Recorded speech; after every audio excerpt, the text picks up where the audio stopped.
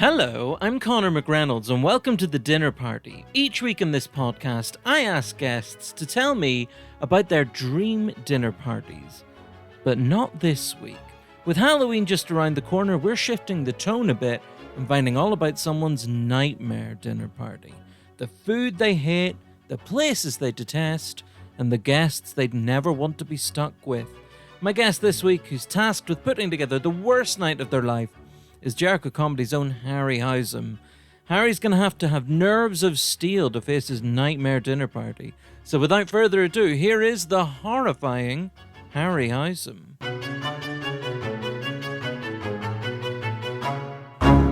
Harry Househam, hello, and thank you so much for joining me on The Dinner Party. Hello, Connor. Thank you very much for having me.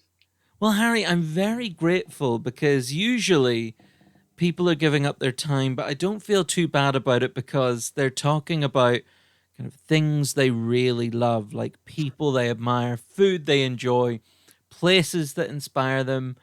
For you, this is the exact opposite experience. You're giving up your time to tell me about all the things you truly hate. I wish I had more time generally in my life to talk about the things that people I most hate. It's very cathartic. Oh, I'm pleased that you're going to get something out of this as well. How was the process of putting together your list of guests and food and place and all that stuff? I think it was an interesting kind of reflection exercise because I think usually when you hate something or someone, you kind of just feel it when you come into contact. Like you're like, Yeah. this is really pissing me off. This person has said this or done this, or you think of a particular memory, or you hate something whilst it's happening. But it's a really interesting thing to just sit down and think in quite a calm or relaxed attitude or mood, and just be like, who do I hate? And it's like, right now, like not really many people or many things. Oh, So that's nice. having to rank or prioritize your hatred is, yeah, I would recommend it. It's very cathartic and very interesting. So it was enjoyable. Also, I mean, it was a much longer list I had to work from. Of probably a lot of things or people that I think I would probably say I dislike rather than hate. Some yeah. that are people that I probably would say that I would hate, but that is not necessarily friendly for a podcast.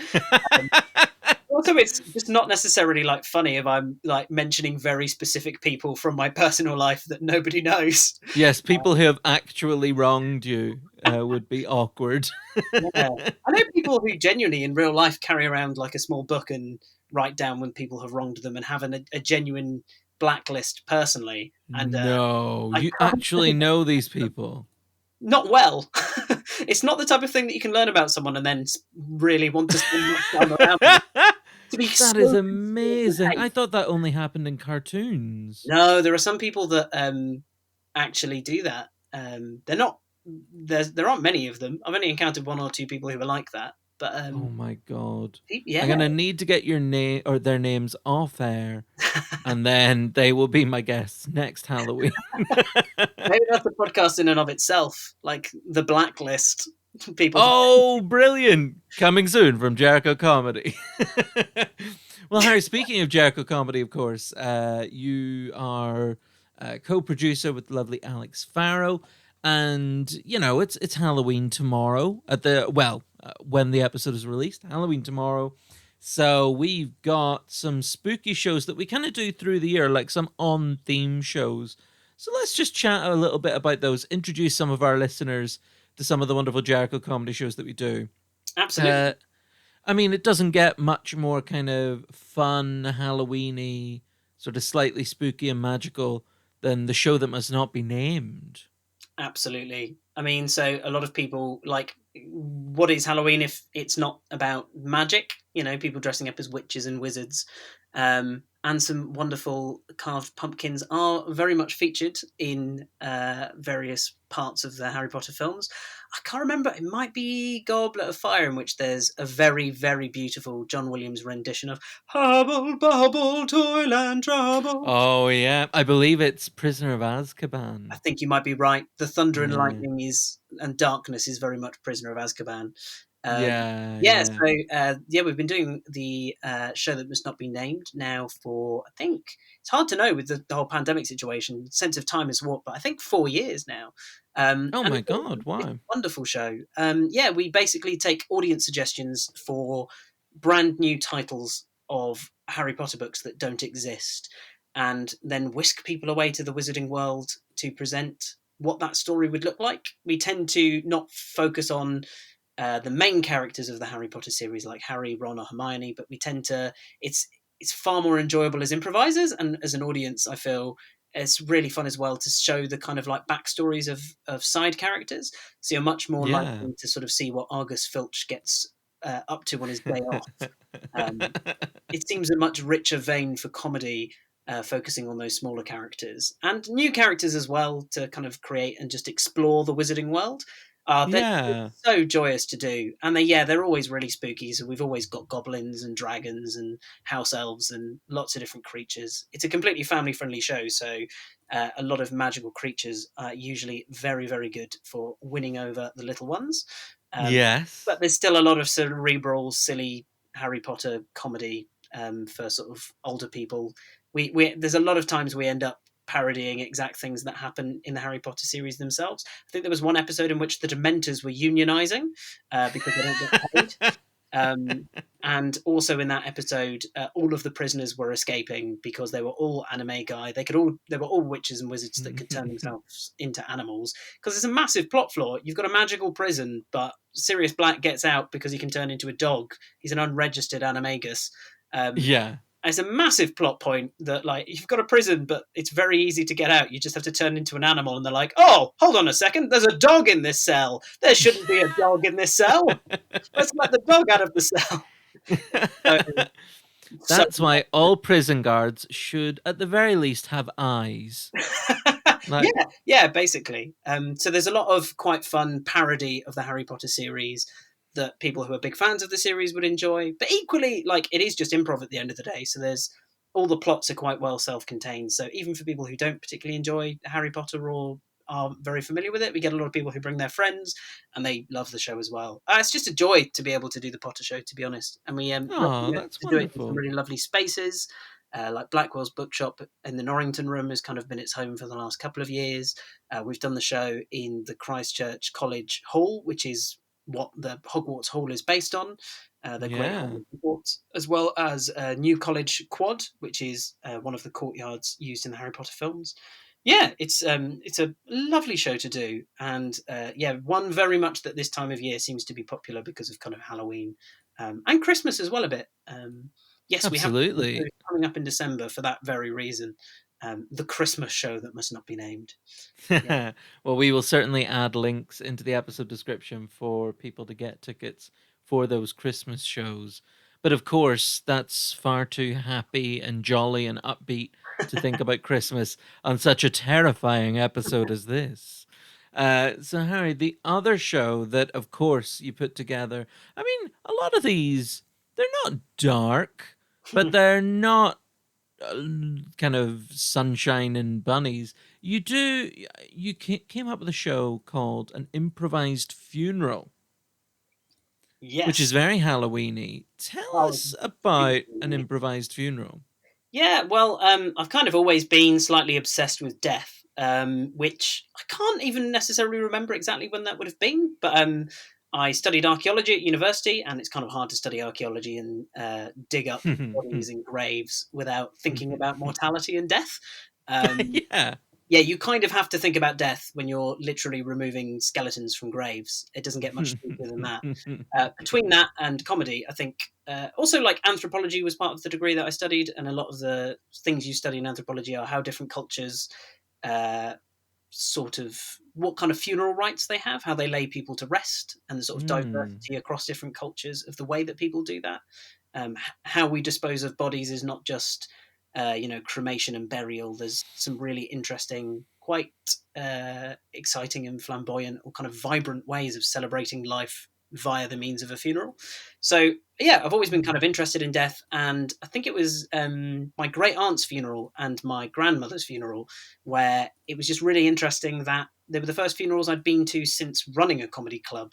And it was just interesting recognizing some similar hallmarks of comedy nights at a funeral. So, like the same hesitance to sit in the front row, and there also being an air of tension that does relieve itself through laughter. Is when you're at funerals, there is often laughter. It's often nervous laughter, but if somebody goes up Yeah. to the eulogy and ever so slightly trips or something, or it does elicit a large amount of laughter. And wakes, especially, sharing stories about the hilarious anecdotes of that made somebody's life so rich. I think humor it's an unpopular opinion maybe, but I think humor is a beautiful way to commemorate death, Yeah. in remembering someone for their best and funniest moments. So I think it was all of that kind of context on my interest in death, similarities in funerals and comedy nights, as well as the control of tension, but also I think humor being a wonderful mechanism by which to make some difficult subjects palatable, but also Yeah. that humor and telling stories is such an important thing to do to celebrate life, even if that is as a funeral. Ultimately, I think funerals really should be about celebrating life. So I thought, Yes. what better format than to do a comedy funeral? And at the time, I was directing an improv group, the Oxford Imps, and that was the show that I wanted to do. I wanted to do an improvised funeral. And some people, found it a controversial subject or didn't think it would be appropriate, but it was so much fun to devise as a show. So, like those first shows that we did, everybody got a white rose when they came into the room that they could throw on stage, like you would lay flowers at somebody's grave. If there was Hmm. a point at which during the show they didn't find it funny or they wouldn't clap or laugh, but they could throw a rose, which is a really fun dynamic that I've seen done in shows before, because it means sometimes people appreciate what's happening on stage, but it might be a moment that's a bit more dramatic than it is comedic. And it just creates a Right. sort of new language between the audience and performers, because in those moments where usually you don't know what the audience is thinking, you would silently have roses sort of fly in through the dark. But yeah, like we got our own coffin for the show. The suggestions were written on a kind of chalk gravestone. And yes, we basically asked the audience for suggestions of who has died. So it's not really offensive because we're not taking the piss out of anybody who's actually died. We create Yes.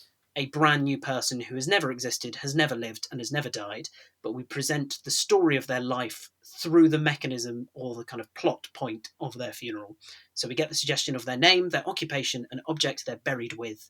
Um, and then from there, we, write out those details, and then we improvise their funeral. We sing hymns about their life, we share poems based on audience suggestions, and we show flashbacks to the events of their life from early childhood to adulthood, maybe the job that they had, the hobbies that they enjoyed, the people they loved, and ultimately the events that led to their death. They're great fun. And we get to do them in some really cool spaces as well. I think site-specific shows are always something I'm quite interested in terms of comedy. Yeah. There's lots of site-specific drama and lots of Shakespeare that happens in various gardens and things like that. But I thought testing the boundaries of kind of where comedy should be or could be was something that has always been of interest to me. So yeah, we've done them in churches. We've done them in a graveyard in Arnesvale Cemetery in Bristol, and we have performed two shows, or rather three shows, at the Leicester Cathedral. Um, we were queued up before the pandemic to do a show at Cambridge Crematorium, which for me was a tick off the bucket list for where can you perform a funeral. Crematorium was the last one on the list for me, but yeah, Well, they've been a joy. hopefully sooner rather than later. Not that sooner rather than later you'll end up in a crematorium, but you get it. You get it. Absolutely. It's a fascinating concept for a show. What were you expecting in terms of audience reaction? I mean, were you expecting people to be awkward, or is the kind of person who buys a ticket to an improvised funeral already on board? It's a bit of a mix, but I think to begin with, I was definitely worried before the first show that we did. I thought maybe this is too serious a subject. Maybe people won't laugh. What if people just don't? But they did. I think those first four shows that we did in Oxford were so lovely. I think people are tense, but to be honest, that makes them laugh more. We Mm-hmm. really lean into the format of the funeral. I've got a great belief in each show should lean as hard as possible into the theme that it's about. So when people come in, they are greeted by the cast as mourners. So, we sort of say, I'm so terribly sorry for your loss, and show people to this. Hmm. We ask people how they knew the deceased, and we give them stickers that have different relationships. So it says who they are in relation to the deceased. It says, they might have been an ex-lover or a secret sibling. It's also quite fun because we've got some really silly ones in there, like backup priest, the phantom of death. So there's some fun ones as well. But it's just a really fun, immersive way of being able to warm up the audience. But it does Yeah, set a very different tone. Yeah, tonally it is a very different show, and yeah, like I don't think all of the time the laughs are absolutely massive, especially not in churches and things like that. But it's sure. so nice to be able to shine a light on death and to think about death and to get people laughing about it. But very much in Yeah. the nature of playing organ music before the show and talking so much about death is, yeah, it's not as raucous as a lot of our other nights and sort of stand-up Sure. nights. It is tonally very different, but that is something that I've definitely lent into. I Yeah. think it's not a funeral themed comedy show. It is a kind of, well, it is, but it's it is solemn. It is a solemn comedy show, and it is possible to do that. It's just not something that people necessarily expect or that there's much of. Yeah, no, Yeah. generally, I love all things that are quite morbid or aesthetically around kind of the subject of death. Has always interested me. So, I love doing those shows. Absolutely. I don't know when we'll do any of those again. I think at the moment, usually in the normal world, it's good to get to people talking about death and mortality, and important to get them to open up Yeah. about it. But I feel at the moment, probably we're having enough of those conversations. So, Yes, I think that is very sensitively handled. I think we can do without it just for now. yeah, don't get me But wrong. I look forward There'll be to a a moment. time when we're ready to have a laugh about death again. Exactly. There was definitely a moment where Boris Johnson was like, "No events can happen except for funerals," and I was like, "How about party funeral?" But I cannot imagine a worse time, sensitivity-wise, to have done that show. Yeah. Yeah, it was a nice Good one, call. but But I like the thought. I like the part of your brain that's like, ooh, comedy loophole. Hmm. Well, Harry, I mean, your fascination with death is continued over to another show that you devised. I mean, you talk about your love of site-specific shows, and it doesn't get much more site-specific than Murder on the National Express. absolutely. I mean, yeah. So I mean, that sort of explains in why I'm quite interested in death and mortality. Like murder mysteries have always been something I've absolutely loved. I don't think I've ever seen anyone talk about murder mysteries in such depth or with such nuance, and also just so great as Chelsea Birkby's stuff on murder mystery parties is so God, it's fantastic. so great. But It's so yeah, funny. it's yeah, we have this kind of weird reverence for death as a very high class activity. You expect, murder mystery parties, people dress up, they're playing different sort of camp characters, very much sort of Clue, Inspector Morse. I grew up watching crime dramas with my mum, Yeah. like Silent Witness and things like that. So I've always enjoyed that genre of murder mystery, crime drama, crime thrillers. So I've kind of always liked murder mysteries, but I don't think they ever really. I did some. I was an actor in Little Chico Murder Mysteries, which is a local murder mystery company. I really Okay. enjoyed doing those shows. Absolutely love them. If you get a chance to go to a Little Chico Murder Mystery, absolutely do. And it was doing those shows that I was like, I do really enjoy this, and wanted to do my own murder mysteries, but with like a sort of Jericho comedy twist, and that's really where the idea of doing a very site-specific murder mystery came from. And then when the name got into my head, it was just like I can't not do this idea. Yeah, so the main premise, if people don't know, is essentially what if the murder that was planned on board a train went to happen, but the train was cancelled, so the murder has to take place on the replacement bus service. Very much sort of like imagine Murder on the Orient Express, but the train has broken down, so it has to happen on the Murder on the Orient replacement bus service. And people just love the name so much, and are so, like, the name of the show and the concept of murder on a replacement bus gets people laughing from the very off. And if you can get Yeah. people laughing from the title of the show, they know they're going to have a good time. And yeah, and then people are just genuinely quite surprised to discover when they actually get there that it's not just a name. It is actually on a bus, and the bus actually moves. Um, Yeah. I think it's lovely. I think it's everything I've wanted to do with shows, to make them site specific in a way that's really exciting for people, to subvert people's expectations. I love those shows so much. I mean, it's going to be a long time before people want to voluntarily sit on a packed coach full of people, but I'm very much hoping that we can bring back those shows in a COVID safe, socially distanced way soon, because I absolutely love them. Oh, they're Um, such fun. oh, They're really so much fun.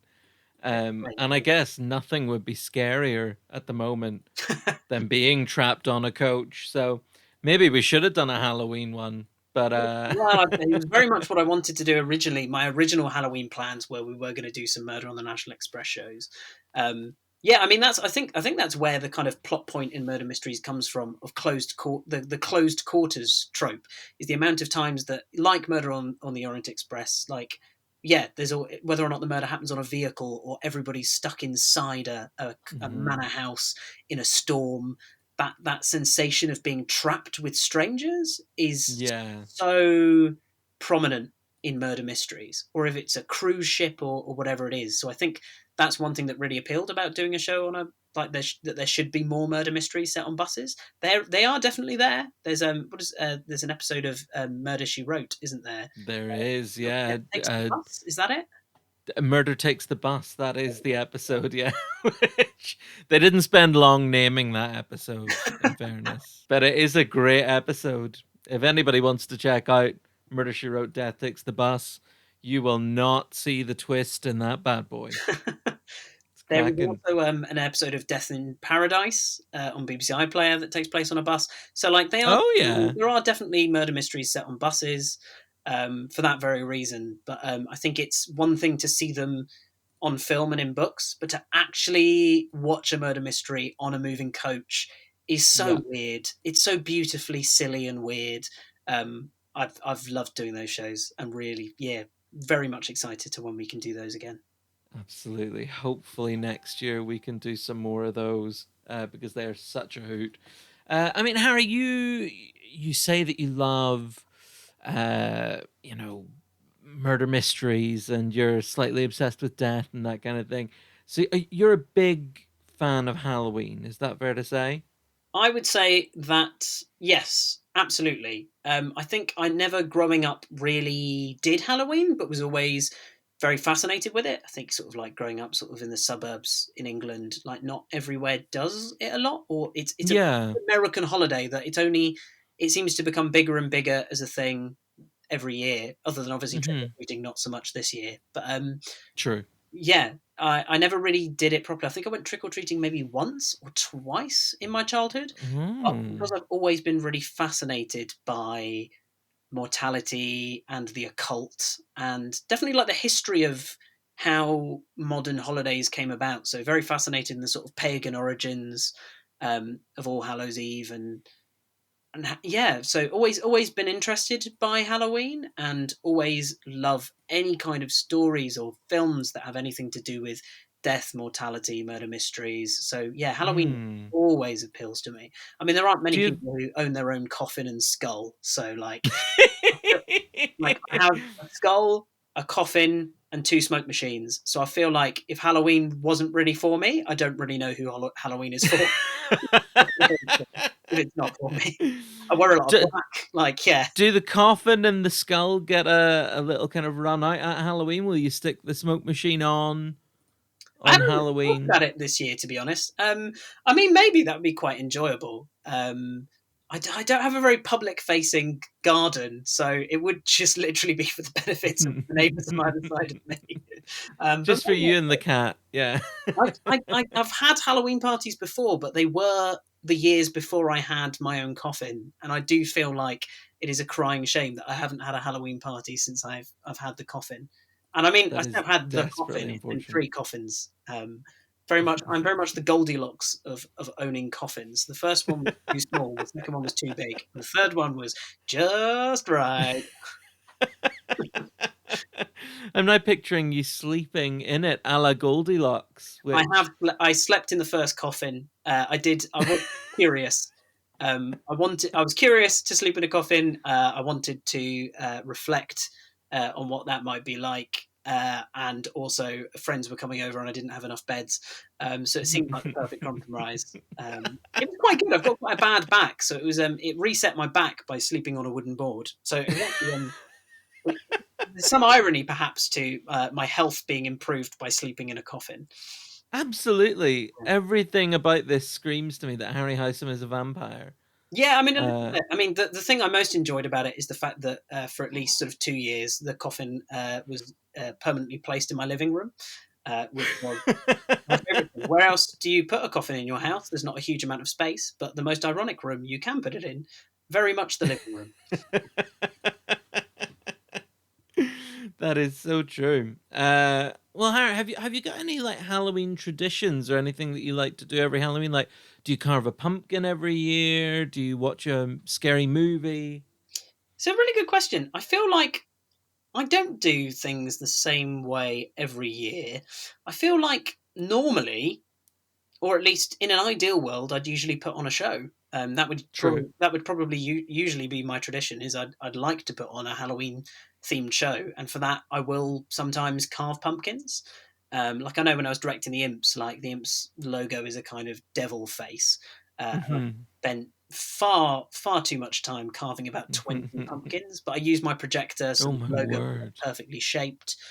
So I do like carving pumpkins, and I'm all right at doing it, but I don't necessarily do it every year. I think it's a bit like Pancake Day for me. Sometimes I kind of forget to to do it completely. Is I'll watch the films that are on because they're on, but I won't. I don't have set traditions I do every single year.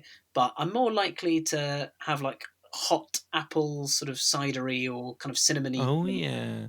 I'm more likely to watch something not necessarily scary, but Halloweeny. Sure. I'm not necessarily, like maybe. I mean, I only saw the two Adams Family films in the last year, but those. Oh, they're great Oh fun. my god, they're brilliant. They're so good.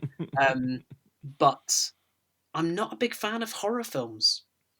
Oh, I'm such a wimp with horror films. Like, Yeah. I didn't know that the Homer Simpson scream was actually achievable for normal people until I watched a scary movie with my wife, and I literally screamed higher than any note I knew I could hit. What was the film? Do you know it was like a really pathetic one? It was like The Woman in Black Oh with yeah, Daniel Radcliffe in it, and I've there was avoided just that.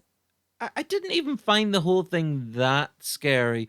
There was just one moment that was like a big kind of jumpy scare, Oh, and I I hate those just scares. Yeah. properly let rip, just a proper ah. So yeah, I'm a real wimp. So I have to find the balance between like comedy and horror. Yes, So things absolutely. like What We Do in the Shadows is Yes, perfect for me absolutely. at Halloween. Yes, I would Um, say exactly the same. I really like the Venn diagram of comedy and horror, which is why I like putting on comedy horror shows, and I like those films, the ones that are more playful with it. Like The Addams Family is the perfect example. Perfect. Yeah, yeah. The Nightmare Before Christmas. Yeah, absolutely. Lots of Tim Burton films. I love Beetlejuice.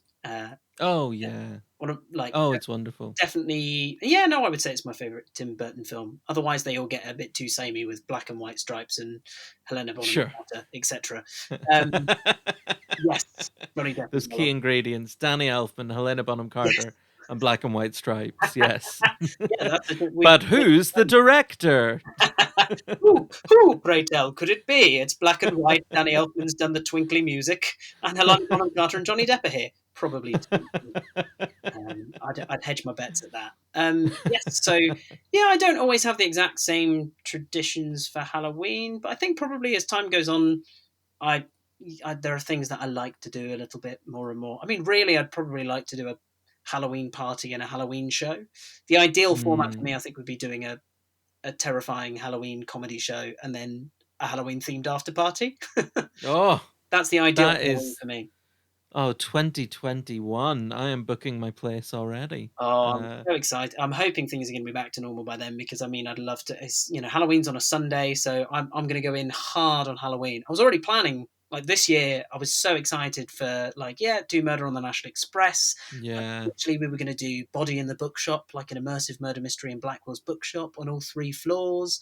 Some really really exciting like murder and Halloween kind of spooky shows, but unfortunately, that is not 2020. It was it was meant No. to be. The real scary thing came along instead. Yes, Halloween's supposed to be one day a year, and Yeah. 2020 did not get the memo. Well, one thing you are doing this Halloween is talking us through your nightmare dinner party. I'm so excited about this. You've obviously put some thought into the worst possible night of your life. And without giving away any of the specifics just yet, how do you think you would feel at this evening? Like, is it an evening that you think will like boil your blood, like just make you so angry? Or is it your nightmare because you'll be really bored? Or would these people in this place make you depressed? What's the mood gonna be at this dinner party? I feel like I've designed this dinner party not to be terrified as such, but just the worst evening possible for me. I think I'd have the worst time. I would not enjoy myself in any way, shape, or form. I think I'd be stressed. I would be worried. I would be a Oh little bit yeah. frightened. The food would make me sick to my stomach. Um, just I think that it's the worst dinner party I think I could come up with, and like with some things that would definitely I think frighten me, or at least I think would frighten me. I don't think like I'm most frightened of. I feel very dangerous saying this on a recording for everyone to hear, so it's on record publicly. But the thing I'm most frightened of is mice and rats. I absolutely hate mice and rats, and Oh there are no mice yeah. and rats present at this dinner party. Not because I'm so frightened of them, but because I thought more about my own discomfort or like the worst dinner party for me, and I feel like I would just run out of the building if there were mice and rats. So I True. wouldn't see it through to the end. So I feel like maximum discomfort and displeasure, but not complete terror, are the criteria by which I chose my guests' food and otherwise. I think that is absolutely excellent. In terms of the guests, before we get to the specifics of them, do you think that you've chosen kind of god awful personalities that will all be sort of kindred spirits? Like, have you chosen a lot of the same kind of guests so they'll all get on? Or do you think you've Mm. chosen lots of clashing personalities that will all kind of argue with each other and make it even more stressful? Or I must what do say, you think? I haven't massively thought about the dynamic between the different participants. It was more my individual displeasure or dislike, um, or sadness, or like childhood fear. So a little bit of like tear tinged with trauma from childhood at the concept of them. In terms of them getting on together, I hadn't really thought about that, but it's definitely a weird mix of human beings and not quite human beings. Um, I'm now fascinated to think who would and who would not get on. Uh, uh, yeah, I think it's mainly each individual guest represents something that would make me uncomfortable or frightened or stressed, for one reason or another, and I think they're all for kind of slightly different reasons. Um, Excellent. Well, yeah. Harry, before we find out which awful, sinister group of people you've put together, we need to know what place have you chosen that would set the scene for your discomfort. Of all the places in the world that you've ever known, ever hated, where have you chosen to set this dinner party?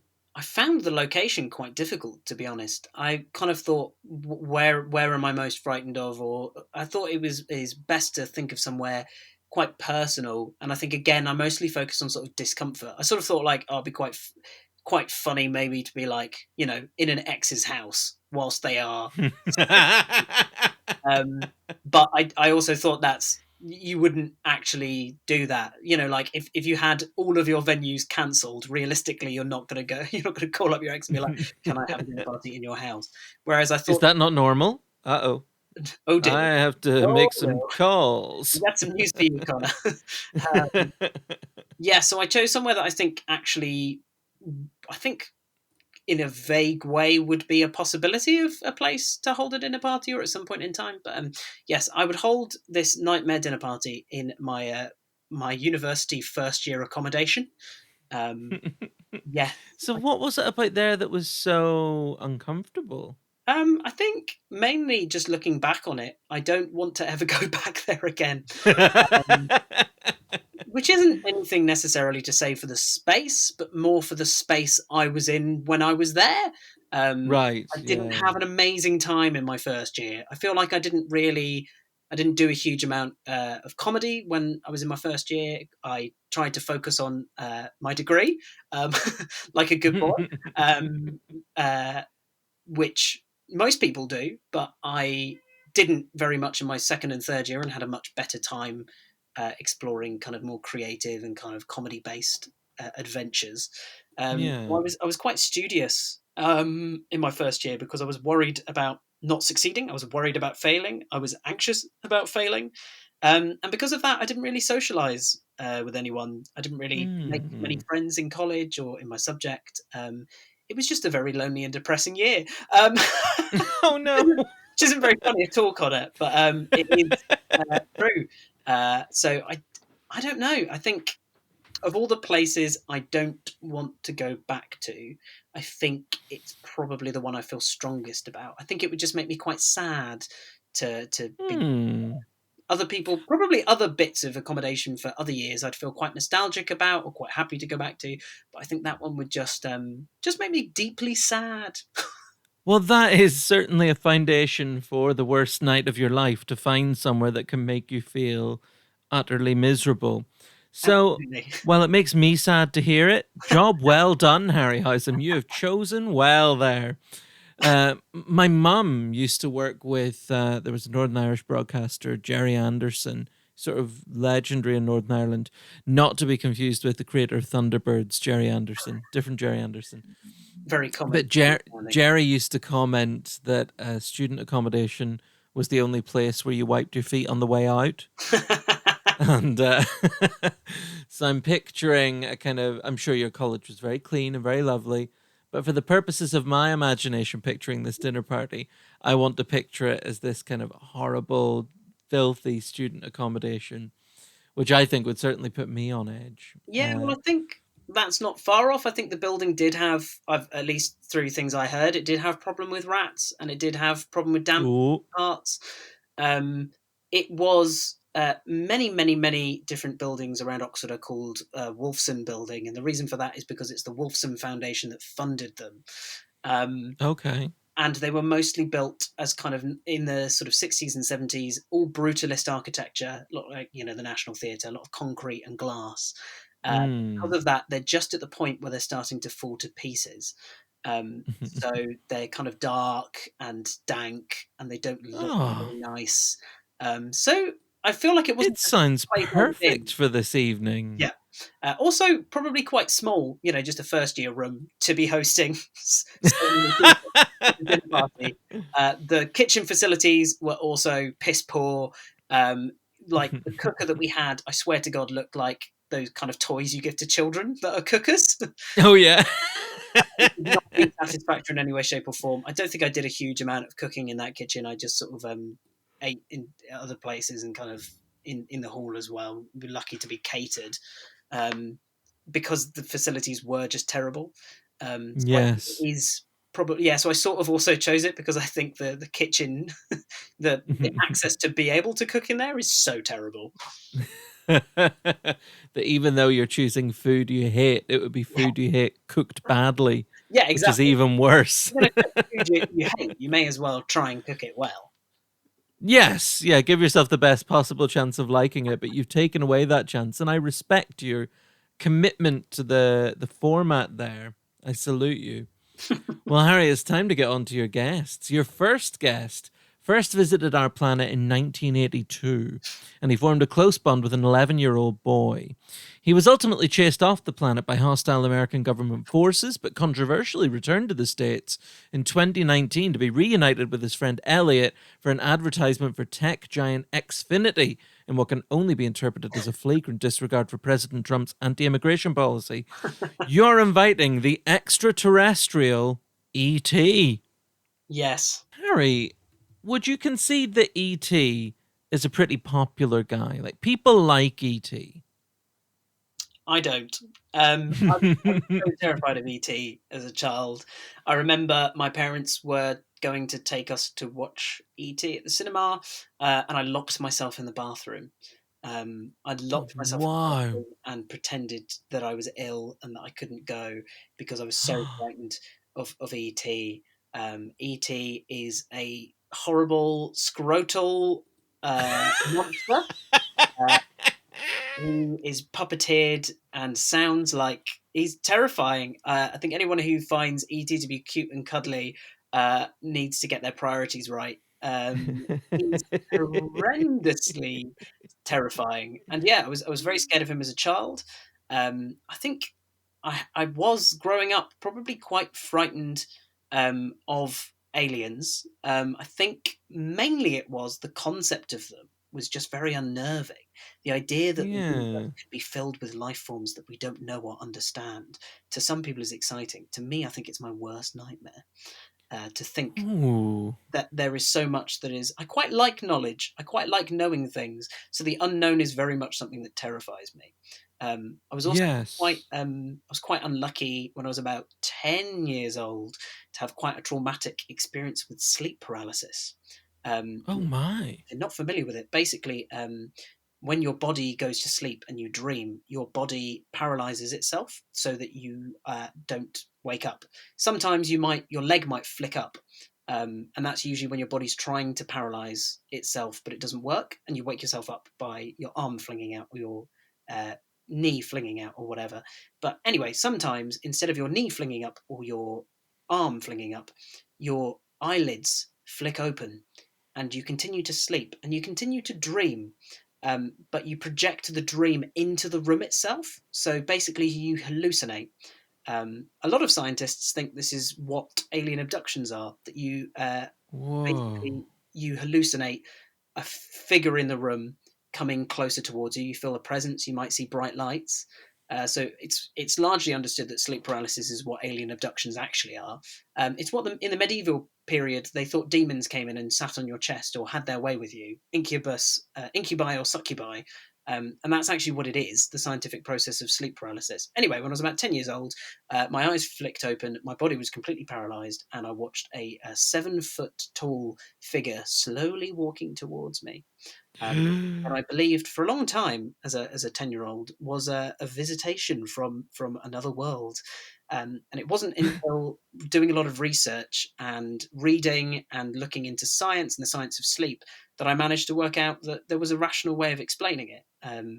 So I think is another reason why aliens and ET has always kind of terrified me, is just the concept of alien life and the unknown is absolutely terrifying. But I feel like by being very rational, I vanquished that kind of foe in my head by being very vigorous and rigorous in discovering that there was a rational explanation for what happened.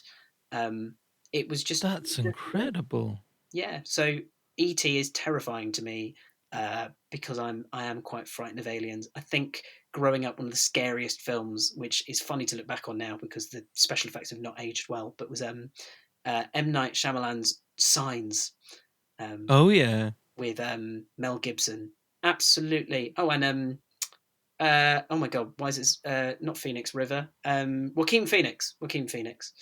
Oh In yeah. that film, but absolutely terrified me. Yes, so Aliens, I'm not a big fan of, and E.T. terrified me as a child with his horrible little scrotum face. Yes, not a fan of E.T. I would not like to meet him or dine with him. The only place E.T., in my opinion, can dine is in hell, where he should go.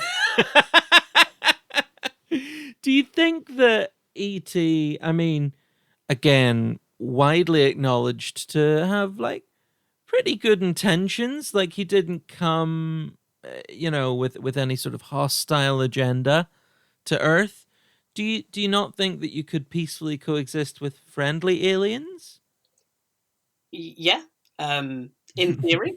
I think in practice, if ET just was in my cupboard with a bunch of soft toys, I'd punch him in the face. Um, it's just a very guttural, and like it's probably quite bad in terms of how human behavior works. Like, I see something that I don't understand, and my instinct is kill it with fire, return it to the ocean, drown it. Um, but ET very much evokes that response in me, and especially because it was one that was quite an early sort of childhood fear. Is Mm, still, I can watch ET now. I can watch it. But I yeah. don't have the fondest memories. So if ET was actually real and there in my dining room, I would not be having a good time. I would be very uncomfortable. Well, he's there. He's in this dining room. Like, what's the worst thing he could do at dinner? Like, what would take this nightmare to the next level? Would it just be a case of him simply existing there, or was there anything in ET's behavior that would make you feel just even worse? I don't like his big penis fingers. His big glowing bell end penis fingers. I don't like them. There's a popular theory amongst Star Wars fans that ET is a Jedi. This is namely because aliens very similar to ET are featured in one of the Star Wars films in the background.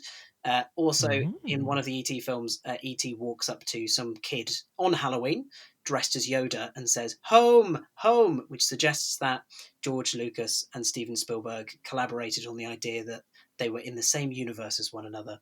And because ET can make bikes fly using his mind powers, it suggests he's a Jedi. So probably the worst thing he could do was either touch me with his big penis fingers or control my mind via a Jedi mind trick and have this strange alien entity who I do not know control my mind. Those would be the two things. Touch me with his big dick fingers or control my mind. I hope you are looking for such intellectual answers as those. Yeah.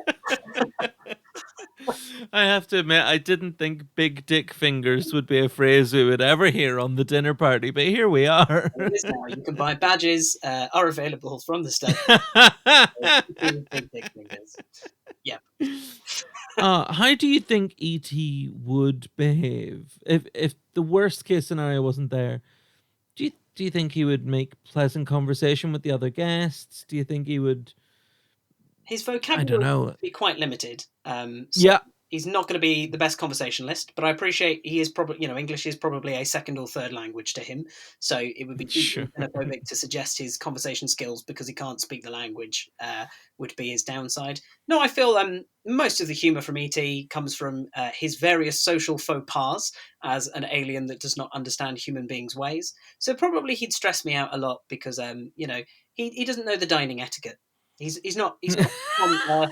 He doesn't know how a knife and a fork works. So you'd have to pay special attention to ET to make sure he's not going to upset any of the other guests or put his disgusting foot in his alien mouth. It's very interesting that you bring up his lack of vocabulary as a potential issue in the evening, Hmm. because your next guest is someone Hmm. who also has something of a limited vocabulary. Yep. They also first appeared on the scene very much around the time that E.T. first came along. He's an old friend of This Morning host, Philip Schofield, but thankfully, your guest isn't Gino D'Acampo. Your next guest is someone whose career has seen him appear on Dancing on Ice, Celebrity Juice, and Room 101. You're inviting Gordon the Gopher to your nightmare dinner party. Yeah, I feel like this one is maybe people wouldn't necessarily expect it. Um, I just had a lot of recurring nightmares about Gordon the Gopher as a child. I was terrified of him. He was chasing me down the stairs. He was chasing me down the street. I don't know what he was trying to do to me. If he was going to kill me or eat me, um, I don't really know. I don't really know that he was a gopher. Gophers aren't really yellow.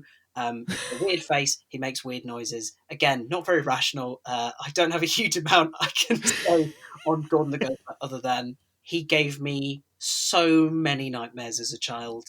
I would be deeply uncomfortable by his presence at my dinner party. This is absolutely extraordinary. Like, is there any part? I mean, you talked with ET about the sort of, or your sleep paralysis, about the kind of rational part of your brain figuring something out. Have you, in the years following your Gordon the Gopher nightmares, been able to think, well, it might be because of this? Like, I mean, because it seems like such a random thing to have nightmares about little Gordon the Gopher. Yeah, I think I was just a child, and children are frightened of very strange things. A lot of children are frightened by men with beards, as I discovered when I grew a beard. Oh yeah, Yeah, it's I'm in weird. that club. It's just They interesting. really hate it. Yeah, so kids are just frightened of all weird manner of things. Not children as such, but my tiny little kitten Beans is frightened of fizzy drinks. Yeah, it's really cute. Oh, Like any fizzy drink. I think he doesn't understand bubbles. He doesn't understand them, and that makes him frightened. And I think maybe as a child, I didn't understand Gordon the Gopher. I didn't know what he was meant to be. I didn't understand what he was saying. I didn't understand how he existed. I didn't know he was a puppet. Probably with a lot of fear stemming from not knowing something. Yeah, I think he just terrified me, and got into my psyche and then haunted me at night. oh I've my not thought god. a huge amount about Gordon the Gopher, to be perfectly honest, in many, many, many years, until you asked me the question of who I'd invite to my nightmare dinner party, and I really racked my brain for fears and anxieties, and definitely childhood fears. And Gordon the Gopher terrified me. This is amazing. I mean, do you remember, not to dig too deep into your psyche or your trauma here, but do you remember, like, what's your first memory of Gordon the Gopher? I don't think I do have a specific memory. I must have just. I don't think I would have necessarily watched the shows with him in. I think even just hopping between channels. I think he burrowed into my brain, and then he was just there. And I would have very recurring memories of him chasing me down the stairs from our attic room. Which, interestingly enough, in many later years, I would have nightmares about the shark from Jaws chasing me down from the attic room. I think I was actually frightened of the attic room. I don't think it's very rational to be chased down the stairs by a shark. Uh, how the shark from Jaws was in the attic without any water nearby and climbing down the stairs, I don't know. Obviously, down the stairs. A shark can't go up the stairs. Let's not be ridiculous, Connor. It wouldn't take up the stairs, that's absolute nonsense. You know, cows can go up the That stairs. way science fiction lies, but chasing you down the stairs, I'd believe it. Yes, they can Uh, go down. And you know, until Sharknado, we weren't really aware of the possibilities that shark could travel upwards in the body of water. Obviously, um, that was the best documentary I ever saw, Sharknado. Yeah. Uh, So I think it was just he just got into my head, Gordon the Gopher, and did not creep his way Gordon the out. Gopher. Probably until I was a bit older. Um, Well, do you think his presence at this party would mean that Philip Schofield would have to be there too? Or in your mind, are you able to separate Philip Schofield and Gordon the oh Gopher? yeah, Like, they're completely separate entities. When I was a child, okay, good. I was frightened of Gordon the Gopher is because I thought he was a real thing that was alive and wanted to Oh, yeah. enter my skin. So I wasn't frightened. I cannot stress enough. I was not frightened of Philip Schofield. It was very much Gordon the Gopher and the concept that he was an individual in and of himself that was terrifying to me. With possible sinister intentions. Like, oh, I'd be fascinated He looks like to you're right. That's a go. really good phrase, though. That he looks like he would have sinister intentions. I don't know if he's meant to look cute, but he's got beady little eyes, and I don't like what he's thinking. I don't know what he's thinking, but I think he's got some terrible intentions. I don't like it. It's amazing. I mean, Harry, it sounds like you've got things to say to Gordon the Gopher. Yes. You've got him there. You can say one thing to him at this horrible, horrible evening. What is it you want to say? I think a bit like ET. I think it's a very irrational fear. I think I'd probably just want to punch him or burn him with fire. Yeah, it's a deep-seated need to have him not be in the same room as me.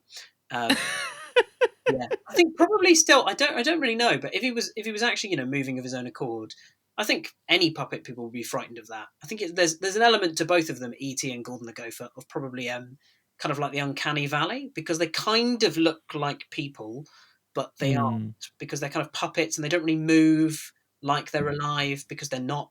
There's probably a yeah. seated reason why I find them frightening.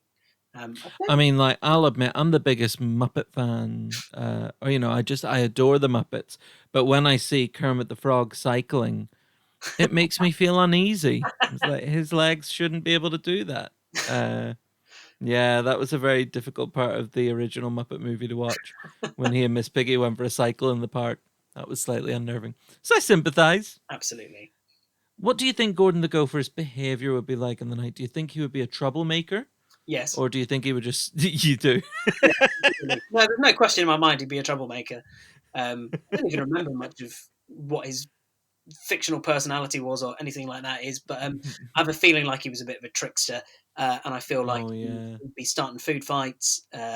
He would kick off basically. Um, Oh, what a yeah, wrongin'. absolutely. Absolute wrongin'.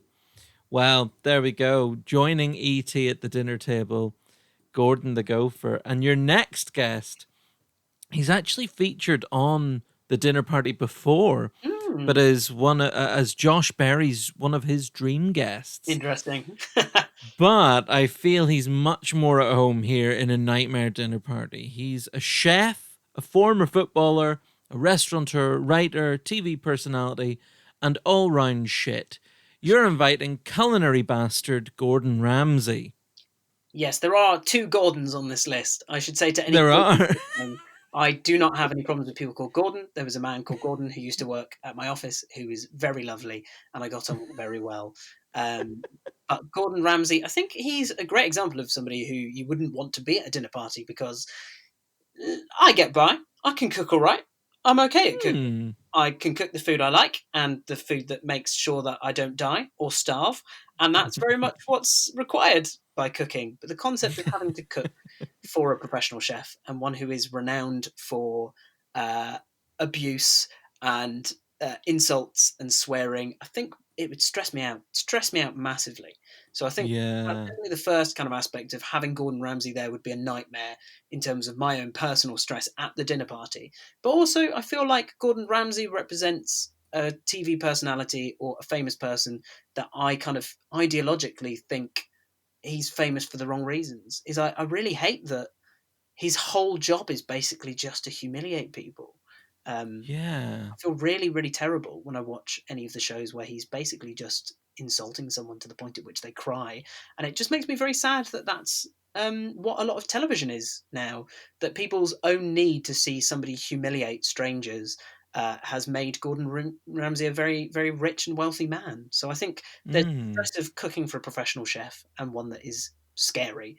And there is also just the ideological issue that I think I disagree with why people like him and why he is so successful is because he basically just makes people feel terrible about themselves. I think people should be Oh. famous for making people feel good about themselves. Oh, I'm so with you there. I could not agree more with you on Gordon Ramsay. As soon as I saw that, I was just, oh, yes, exactly. This is exactly the kind of person that would be at a nightmare dinner party. I mean, he's just such an awful man. Yeah, There was a clip that I saw of him on Jay Leno's chat show where he was chatting to Sofia Vergara yeah. from Modern Family, and he's just so sleazy and Mm. pervy, like it's gross. But he's also like, I read today a whole list of things about him. He's been arrested and charged with indecency. Oh my He's god, been really? forced to deny claims of infidelity. He served frozen meals at his restaurants with a markup of more than 500%. What a hypocrite! Uh, he's been accused of cultural appropriation.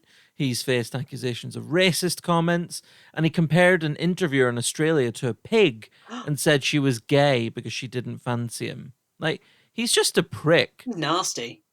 Yeah, Is his nastiness for you the worst quality about him? yeah, I think so. I think nasty people shouldn't be famous, and we shouldn't reward them with our entertainment. We shouldn't reward them by incentivizing their bad behavior. I mean, like the popular choices that I could have made in this similar position would have been Jeremy Clarkson or Simon Hayley Kyle. Hopkins, Katie Holmes, Yes. as she is better known. I think probably her coming through The Apprentice and people watching The Apprentice because they like to laugh at people who are stupider than them or assholes, when in actual fact what you're doing is making being an asshole or a nasty person a viable career path. I think there's a Mm. massive irony to the fact that people are watching these shows for an element of Schadenfreude to feel better about themselves by watching other people be humiliated or be stupid, and in actual fact, by all of us watching these people be nasty or horrible or stupid, you have made they're millionaires. We've collectively decided that by laughing at people stupider and nastier than us, we've made it a viable and economically successful career path, and that's crazy. Wow, society Yeah. too big. Wow, media is insane that people can make a career off of saying vile and hateful things like Haiti Copkins does about immigrants and horrible, vile, dehumanizing comments that she makes. Mm. I think ideologically, yeah, I think he's a piece of work. And I know Oh, he that says a lot certainly about is. how we view our own work. That piece of work is an insult, but he- he's terrible. A genuinely horrible person who I don't think deserves our time of day. Does not deserve to be on our screens. Um, yeah, and he gets under my I skin. agree. I really agree. I mean, unfortunately for you, there he is at your nightmare dinner party. You have to sit there at the table with him. What kind of behavior would you expect from him?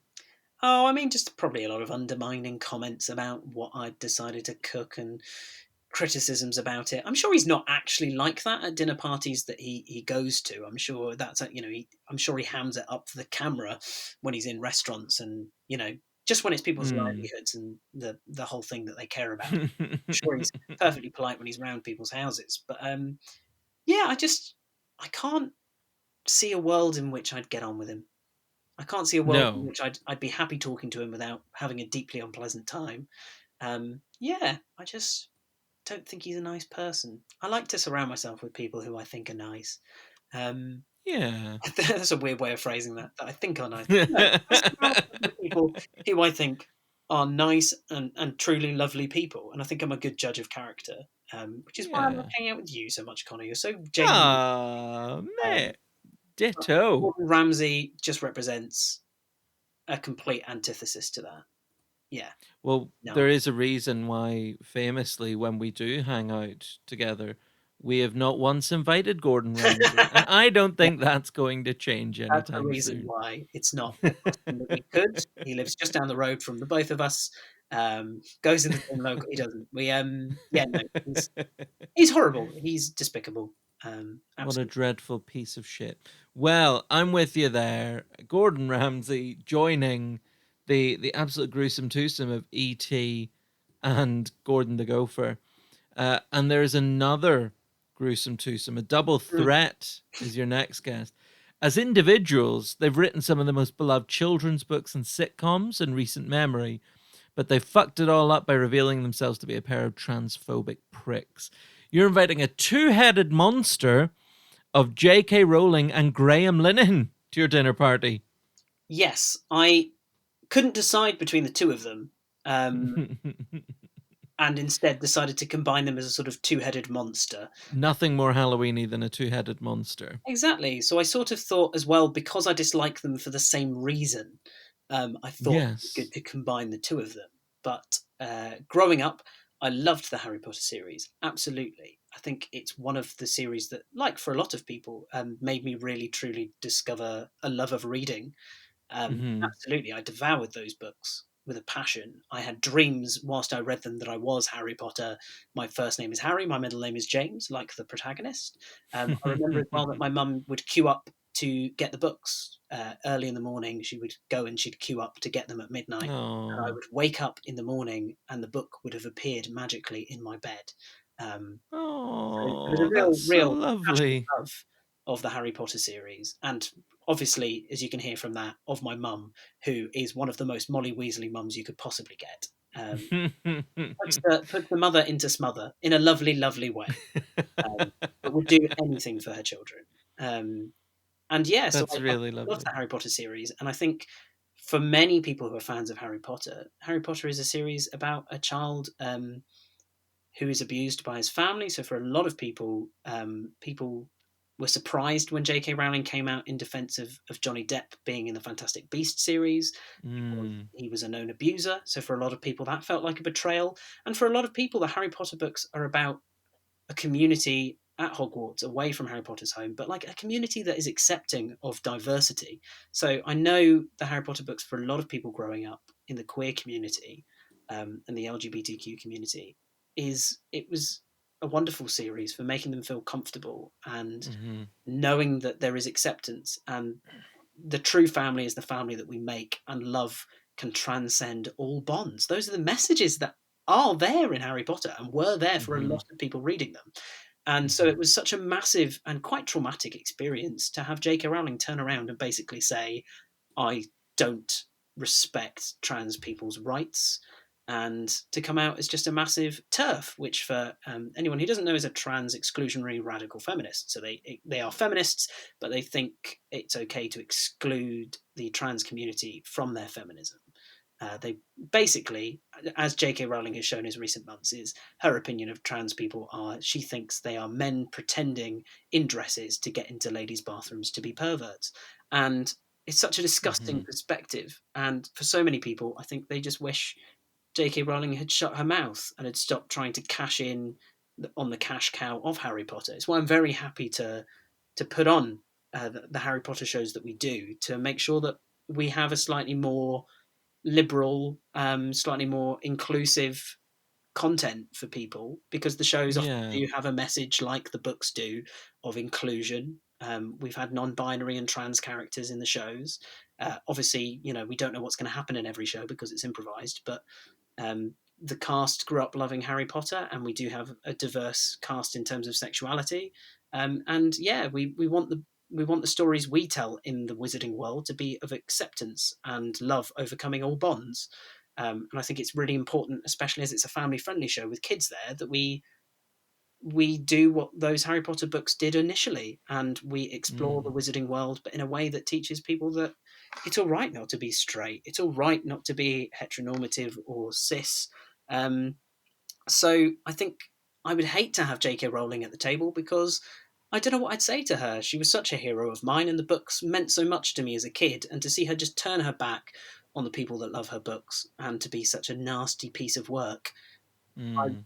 I I wouldn't have anything nice to say to her, and I would be stressed because I love so much of her work, and she's just the taste of sweetness has turned foul and bitter in my mouth. And Graham And Linehan, then to make things worse, yeah, Graham Linehan there, a man who seems incapable of talking about anything else at the minute, despite his wonderful comic mind being, behind Father Ted, IT Crowd, Black Books, like really enjoyable shows, really silly shows, always seem to be punching up in the right direction. And then just in the last few years, he seems to have done exactly what J.K. Rowling's doing, just gone all in on one shitty hand of cards. yeah, It's absolutely. it's mystifying. I mean, Father Ted was one of my favourite sitcoms. I think it was for a very long time my favourite sitcom, one that I'd always watch with my dad. I can quote lines from it like that. Like know almost every episode. Have watched them tens and tens and tens of times. Yeah. And it was so disappointing. Black Books as well, amazing sitcom. Bill Bailey, Graham Linehan, Tamsin Greig, so fantastic. One of my favourite sitcoms. Again, IT Crowd, again, really great sitcom. Really big fan of all of those series. So to have Mm-hmm. him come out and yeah, just be such a horrible, nasty person, um, and the thing is, I think what's saddest about it is there's very subtle notes in their work that I think it is there. So like, there's some aspects of like the priest's relationship with Mrs. Doyle, that there's like a little bit of misogyny there. The Mm. way that he writes in the IT Crowd, the sort of gendered aspect. I think there's an Mm-hmm. quite a regressive episode on Auntie Irma visiting, which is an episode about women's periods Oh right. and anger. So I think it's there a little bit. There are touches of kind of not very progressive attitudes in the IT Crowd and Father Ted. And in Harry Potter as well, there's very, very, very light touches of it. Mainly because J.K. Rowling seems to be obsessed over the issues of bathrooms not having gender neutral toilets. And in almost every single Harry Potter book, at some point, boys go into girls' toilets, girls go into boys' toilets.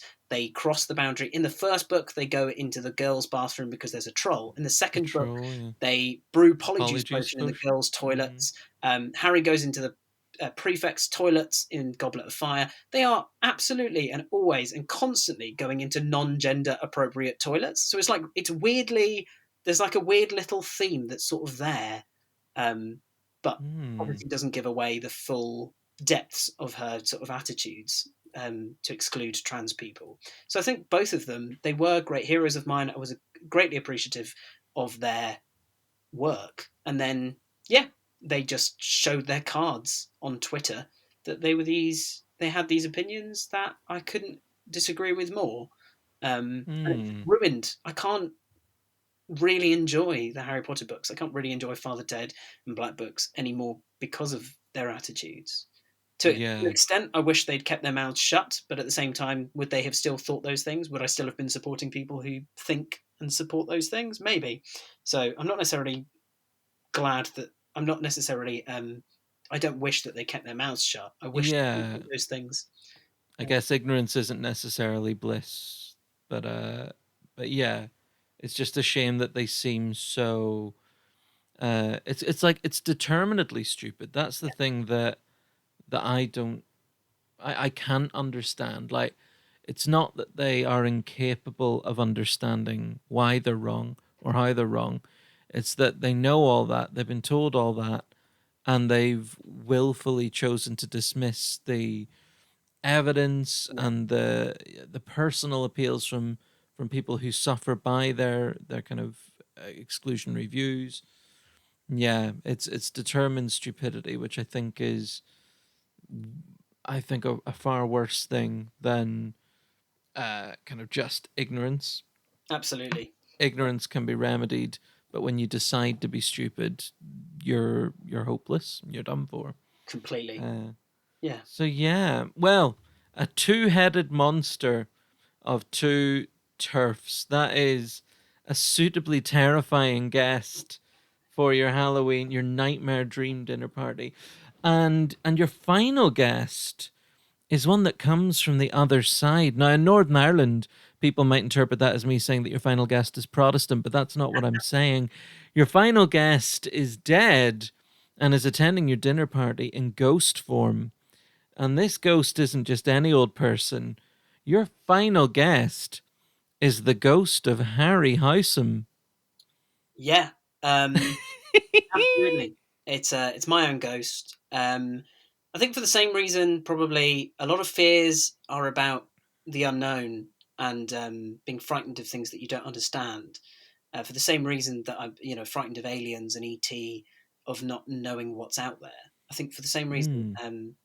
I became very deeply rational because of that kind of the way that I processed that experience.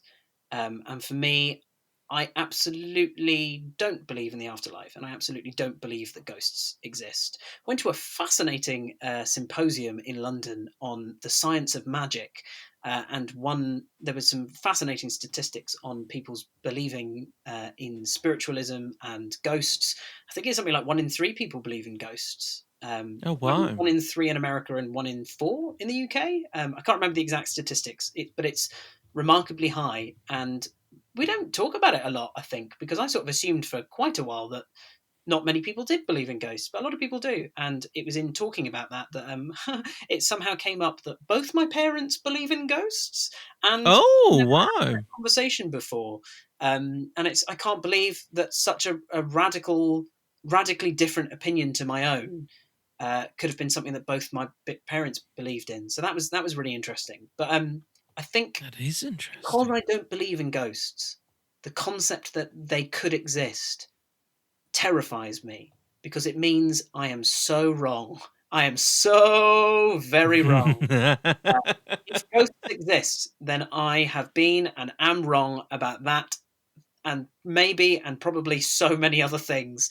It represents me being wrong on so many levels. Um, and then in that moment of seeing a real ghost, I'd probably try and rationalize it as a hallucination of some kind. But if it was a real and true ghost, and I did believe that, I think the terrifying thing would be, if I was wrong about that, what else was I wrong about? And suddenly all this stuff that I think I know is suddenly unknown, and frightening. And it would make the world as I know it, I think, seem like a very new, scary place. That there could be a ghost around any corner. In the same way that in a lot of supernatural shows, or like vampire shows or anything like that, normally it's shown as somebody sort of wakes up from their normal mundane life when they realize this truth, and suddenly they see it all around them. I'm thinking of the scene in Men in Black where Will Smith suddenly remembers that aliens exist, and then he looks around him and basically there's aliens left, right, and center. He just couldn't see it before. That's kind of terrifying thing, that if I saw a ghost and really it was a ghost, it would terrify me to be so wrong and to suddenly see the world through brand new eyes of everything being terrifying and unknown. And none But this more. isn't just any old ghost No. either, because you have chosen your ghost. Yeah, I think there's a lot. There's a lot going on here. There's a huge amount. I love it. I feel like, first of all, probably hard to know based on I don't know how I'm going to die, but I think maybe that ghost might reveal how I die as well. Interesting. Is that the thing you would want to ask yourself? I think I'm more frightened of the idea that I could know how I would die. I don't know how I would be able to live and not be obsessed with that. Yeah. Like a lot of... It's sort of like reading the last page of a book the moment you pick it up. Oh, I do that quite a lot, to be honest, and I don't mind spoiling. It's quite different when it's a book than yes, yeah. life. I think I'd be obsessed with it, in the way that I am quite obsessed with death. I've, like, for another great example of how I'm obsessed with death and mortality is it's my lifetime ambition to 3D print my own skull. I'd absolutely love if I can get a CAT scan, if I can get somebody to give me a CAT scan of my skull, get the blueprints of that to somebody who has a 3D printer. There is nothing more I would love to. Please, if you are out there, if you have the kind of equipment that is required that I 3D print my own skeleton, I would bloody love that. I think it would be so fascinating. When else will you get a chance to see what your own bones look like? Yeah, how cool that is spoken like a true archaeologist. Absolutely. Yes, so for me, I think I would be terrified by my own ghost for so many reasons. I don't think I'm frightened of death. I don't think I'm frightened of death. I'm frightened of knowing how I'll die, because then I don't think I'll be able to get that idea out of my head, and I think I'll be obsessed with that. You know, if you knew it was because of it happened on a rainy day, you'll never feel comfortable on a rainy day ever again. If you're told it happens in your sleep every night before you go to sleep. Yeah, so I think there's some sort of determinism in not wanting to know how I die. So that's another reason why I wouldn't want to have my own ghost there. Also, probably quite terrifying, like to see, you would know the exact, kind of roughly the exact age. So that knowledge is definitely being able to see the future. Definitely, it would be interesting, but I think it would ultimately ruin my life to know that information. Absolutely. I have questions about the ghost's behavior. Yes. Like, do you think your ghost would behave very differently to you? Like, you know, they've lived their life, they're dead now, they've got a very different perspective on stuff. Do you think they would be shed of a lot of your worries and concerns, or do you think it would be like having two of you there? I think the ghost would be dead, so I don't think they're going to have a huge amount of concerns, because, like, you know, they've already died. What more do they have to lose? I think if I was a ghost and I could come back and haunt people, I would have an amazing amount of time pranking people. I think I would haunt people. So I think he'd be a bit of a dick, because I know I would be in that situation. I'd be tying people's shoelaces together. I'd be making stuff float, mainly just for the pure potential of practical jokes. Do you think you would do it to yourself? No, I don't know how I'd interact with myself. I think probably my future self. I like time travel films too much. I think future me is probably going to try and deliver messages to me about the future. But again, like, I don't want to know that stuff. So many things that people say to their younger selves in shows are self-fulfilling prophecies. So I feel like the behavior of the ghost would be fine. It's more the presence of the ghost. And I feel like a lot of the time, well, the main thing that would concern me is I find great comfort in the idea that one day I'll die. I think that's my philosophy as an atheist and somebody who defines himself as a humanist. I find great joy in knowing that everything I do in life is temporary. I think there's great beauty in that. Like a sunset never being the same way ever again. Every experience in life is it. You only get one life. So I find most of the beauty and joy I get in life is from the knowledge that one day I'll die.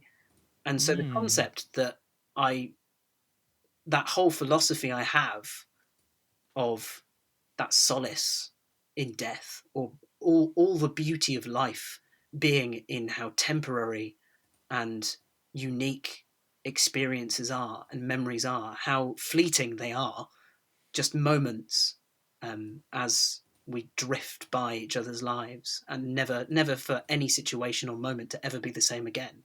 The concept that I could then come back and permanently be a ghost would completely ruin all harmony I have in that satisfaction of knowing that it's all going to be over. The idea that you could be stuck to haunt the world and just just just never to end, I think, Yeah. is the most terrifying thought of all. So I don't think it's necessarily my ghost's behavior, but more the existence of my ghost, Everything it represents. Yeah. everything it represents. I'm so wrong about the supernatural. I'm so wrong about death. I would know how I would die, and that fact could well ruin the way that I live the rest of my life. And knowing that when I die, it's not the end. I think that's terrifying for me. I think that's the worst possible thing I could learn. By all means, if it's a different kind of immortality, I wouldn't mind, Wolverine style, just healing a bit. There's nicer forms of immortality, but permanently being stuck on one plane of existence, as a Mm. ghost, I think that's hell. Yeah. That Wow. is that has really got me thinking. A lot of this stuff. I mean, it's very profound, Yeah. Sorry, but it's it's a not funny, is great it? choice. No, I think it's great. I think it's absolutely fascinating. I mean, the whole collection of people and reasons you've put them together. You've got E.T., Gordon the Gopher, Gordon Ramsay, the two-headed monster of J.K. Rowling and Graham Linehan, and the ghost of Harry Househam.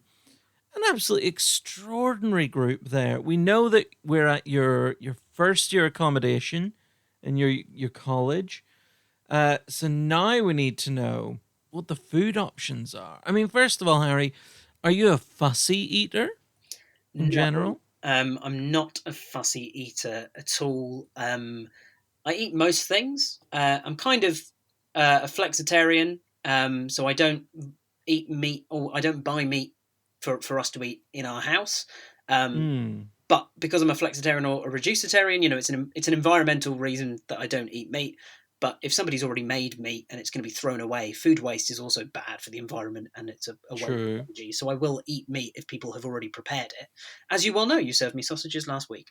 Indeed. Yeah, so I'm not particularly fussy when it comes to food. I don't eat meat at home because it's a personal preference, but I'm flexible on that. Flexible is very much my approach to food. Um, I don't think there's a huge amount of food that I don't like or that I wouldn't eat. I've never really been a very fussy eater. Um, But you've managed to find a few things to put together for a nightmare menu, and I I think it does sound suitably awful. yeah, they're mostly food that historically or generally would not make me well. So it's food that I think I could and would eat, but together would really have an effect on me, in a deeply unpleasant way. I wouldn't choose to put these things together. I might have individual aspects of them by themselves as part of another meal, but collectively they'd mess me up. Oh yeah. Oh, well, talk us through it. What is this dangerous concoction that you've put together? Well, so let's if it's sort of, I've got a couple of options for kind of dessert, but I'm going to sort of say that sort of as a starter, it's a fruit salad. The main reason why I like fruit, I love fruit. However, I am fructose intolerant. Um, I Oh. have a very minor. I'm only borderline fructose intolerant, but I have an intolerance to fruit sugar, which is very much a sign from God that I should be dead, and He does not want me to be alive. I'm allergic to the sugar that's in fruit. If I have 5 a day, it's bad for me. Not quite. Basically, because it's only a borderline intolerance. So fructose intolerance is the same as other intolerances like lactose intolerance. That's milk sugar. Fructose is fruit sugar. Hmm. It basically means if I eat too much fruit or a lot of fruit sugar. Good example being fructose, highly concentrated fructose is in quite a lot of soft center chocolates or Easter eggs. Oh. Is to try and get the fruit flavor in, they stick highly concentrated fructose in it. So I have to be quite careful when I'm eating chocolates at Christmas and Easter. Otherwise, Hmm. a hotel chocolat of a New York cheesecake Easter egg. I was like, cheesecake? That's not got any fruit in it. How wrong I was, Connor. How wrong I was. I spent the next day on the toilet. It was Oh no. deeply unpleasant. I don't want to get too graphic here for the listeners. Hey, this is a nightmarish dinner party. People have to be prepared for the gory details. Imagine a Jackson Pollock painting, but instead of paint, it's just shit. Yes, it was graphic. It was horrible. I had to take the day off work. It doesn't like it's a bit of a weird one because it's like, why are you sick? I ate an Easter egg, and now I have to have the day off. But yes, so I am intolerant to fruit sugar. So fruit salad, it'd have to be quite a lot of fruit, or some soft scented chocolates or an Easter egg. But one of those is going to be in the equation because it's going to make me very sick. Yes, so that's my first option. The next option is the main course. It's either pizza or pasta, probably a pizza, but individually I'm okay with these toppings, but together they kind of are a bit much together, and that is would be a pizza with capers, anchovies, and olives. I'm with you. I'm with you. Yeah. Yeah, so basically, it's one of a few things that I have been sick in the past because of. In my last year, just as I finished my final exam, I got incredibly drunk, the drunkest I've ever been. I drank 3 bottles of champagne that people handed me as I finished my final exam. I then went to try and sober up to get a pizza at the Rickety Press in Jericho. Oh yeah. And I decided in that very drunken moment that I was going to become a vegan from that moment onwards. I don't think it had anchovies, but the pizza had capers and olives, and I've never enjoyed those two things together. I don't really like capers. I do like olives, but not together.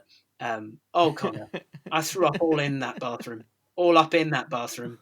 Oh no. I threw up so much in the Rickety Press bathroom. I hastily and drunkenly tried to clean it up. I'll be honest, I was blackout drunk. That's the last memory I have before waking up the afternoon the next day. Oh wow. I have no idea. If anyone from the Rickety Press is listening, I'm so terribly sorry. I love the Dodo pubs so much. I spend a lot of time in them, and buy a lot of your food. I hope by now I've bought enough to make it back to you. Yes, so I think that pizza configuration of capers, anchovies, and olives. Individually, I'm okay with those ingredients, but together they bring back a Suitably terrible memory of nasty. being very, very sick. That is an excellent choice. That And you've got a dessert option as well.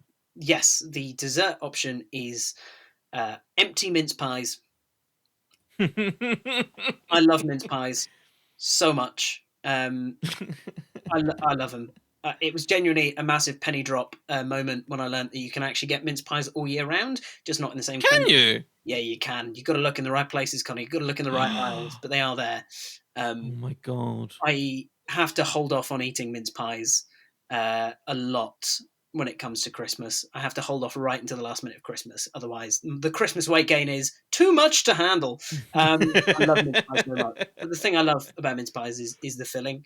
The pastry is good. The pastry is good. But the pastry is very much, you can't shovel wet mince into your mouth. It's not socially acceptable, and your hands would be all sticky. The pastry is very much the facilitator there, but I can't think of anything quite so existentially saddening as biting into a mince pie and having no filling whatsoever. I should clarify, it would be a closed top mince pie. Obviously, if it's a lattice top, I'm going to know there's nothing in there. You'd be getting it for biting into an empty lattice top mince pie. We're talking closed top, buttery Marks and Spencer mince pies here. Okay. Yeah, the surprise of there being nothing inside, I think, would fill me with too much sadness. To handle. Yeah. I love it. And Harry, you've chosen a very specific drink as well.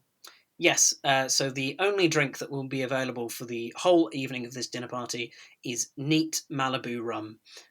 This is the first drink I became incredibly drunk on, and that was at a friend's party. There were maybe 6 of us, just quite close friends. The parents were out of the house.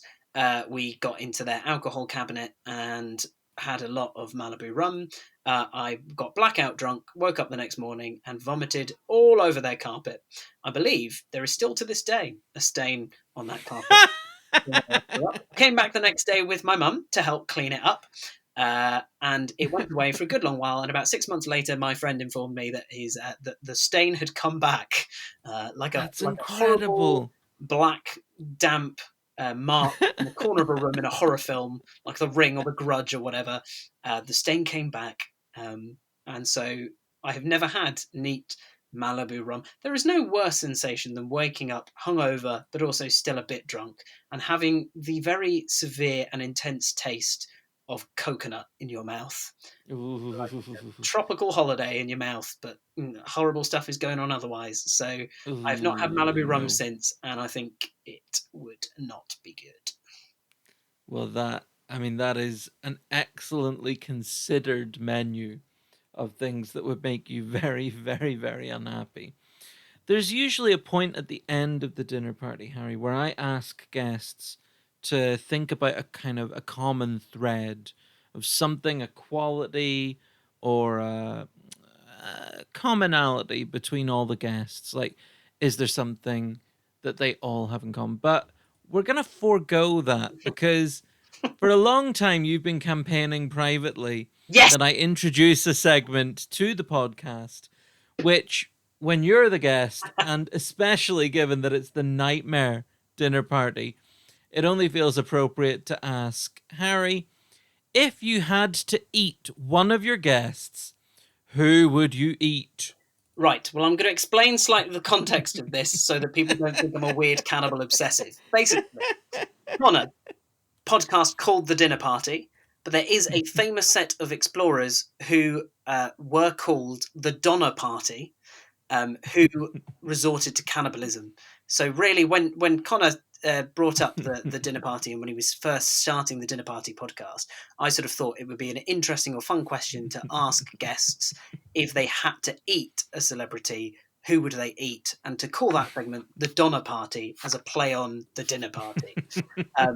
I now realise I'm probably the only person who's ever going to play this segment. If I had to eat one of my guests, I feel like it would be Gordon Ramsay, because you are what you eat. He probably eats a lot of fancy food. I'd eat Gordon Ramsay. But I did also compile 2 other people I would eat if I was forced to by this segment, which is of my own making. If I forced myself to eat celebrities, I feel like the 2 people I have chosen, very much under the policy of eat the rich, are Jeff Bezos and the Queen. Those are the people I kind of thought, yeah, again, if you're going to eat somebody, you should eat somebody rich. They'll probably taste good. But wouldn't the Queen be quite tough, don't you think? She does look a bit tough. She's a bit old. I'd imagine a bit sour. Arms. I think probably because she waves so much, I think there's a lot of muscle in there, but I reckon the arms would be the tasty bit of the Queen. I was going to say the Queen's head, so it sounded like a pub, but I don't want to eat the Queen's head. That's too much of an act of violence, in my opinion. But I think, what an anecdote to say you've eaten the Queen or eaten the Queen's arms. I think that's true. It's a once in a lifetime opportunity, Connor, and I'm not going to pass it up.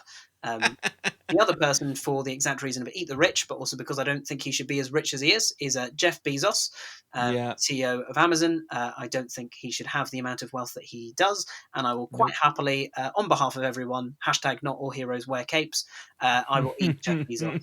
If we can all get together and catch him and roast him, I will eat Jeff Bezos. And on the suggestion of my partner, Clara, who's absolutely hilarious, I would eat Jeff Bezos prime rib. I was going to take credit for the prime rib joke, but I bottled it last minute. It's too good a joke. I can't. It was such a good suggestion. If you're going to eat the CEO of Amazon, it's got to be prime rib. Absolutely. That is so good. Yes. That is so brilliant. So those would be my choices to eat. If it had to be one of the guests I've chosen already, it's going to be Gordon Ramsay. It definitely wouldn't be the ghost of Harryhausen. That would be weird and impossible. Unfulfilling, yeah. E.T. would have a bit of a weird flavour. Yeah, he's got a beef jerky vibe going on, hasn't he? Oh, yeah. His face, yeah. We've got a beef jerky face and dick fingers. But otherwise, Queen's Arms and Jeff Bezos prime rib. Those are the people. Amazing. Donna, for one time only, as a Halloween special for the Donna party. Those are who I would eat.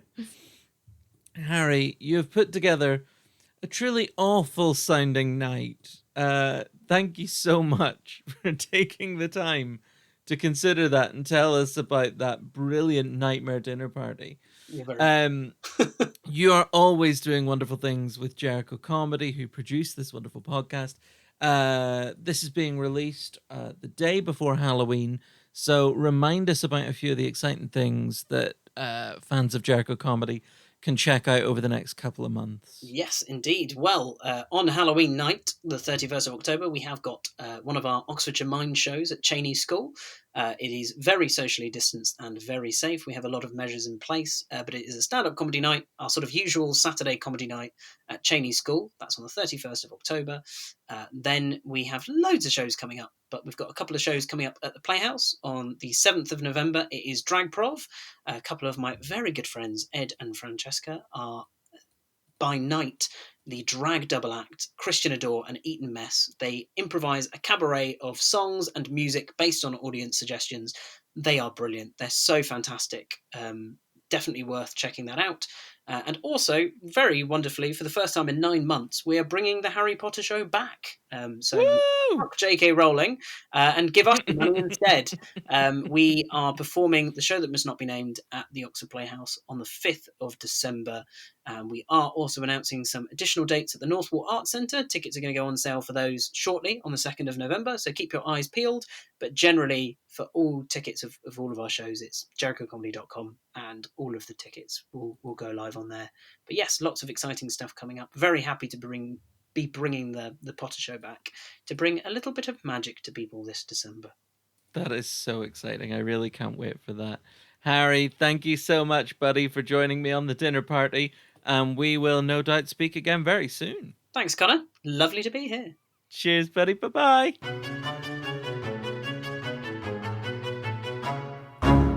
Well, there we go. That was Harryhausen's nightmare dinner party, a suitably horrible evening in honor of Halloween. Do make sure you follow Jericho Comedy on Twitter, Instagram, Facebook, all that stuff, and keep across the really exciting shows we've got coming up over the next few months.